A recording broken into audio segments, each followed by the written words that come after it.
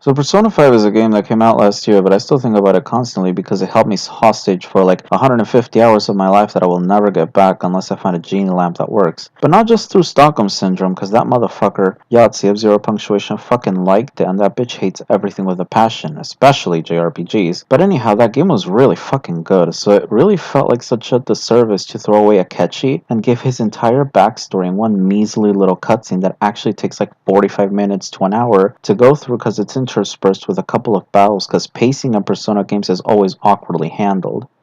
Kinda like how those fucking exam weeks waste so much time that I could have used to fucking build up my stats and social links. But regardless, Akechi's whole backstory just comes and goes, and so does he, and it really sucked considering that his whole social link is tied to the natural progression of the game, where it felt like it should have been more like a Dachi from Persona 4 Golden. In that game, you went and had to actively seek him out, and it was a whole bitch and a half to get him to even go with you at points because that motherfucker stops being available in like early November. So, because I wasn't using a guide, I missed him and nearly broke my PS Vita due to anger. But yeah, it definitely added to Adachi and made him much deeper as a result, and I've heard that the fighting spin offs add even more character and make that world feel even more alive, so it's definitely something that Atlas should look into. Although I think nobody would want Akechi to have an even like mildly happy ending considering he straight up murders people. I definitely want more from him, not just because he's literally the world's most obvious power bottom, but also because of just how interesting his whole story sounded considering he's basically the Joker to Protag's Batman, and that because his story begins much earlier than yours is implied to.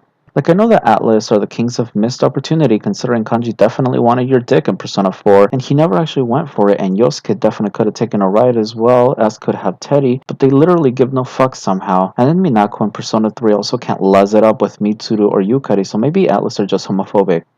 No wait, yeah, they actually are homophobic. But anyways, it just seems like they need to release a new version of the game with a 30-hour side story deepening Akechi's story because it definitely has so much potential that goes unused, and you bet your ass it keeps me up at night because I fucking love that guy. Because you know there's gonna be a Persona 5 arena or whatever the fuck, it's likely that the story may come there instead of like fucking Persona 5 Crimson. But honestly, I'd much rather have an expansion than a fighting game because an expansion usually includes more personae and dungeons and shit, and that will literally take every excuse I can to replay this beautiful game. If you agree, let me know, and if you don't, I guess you can too, though everyone hates Akechi, so I'm probably the 1% here. Anyways, thanks for watching, and see y'all later.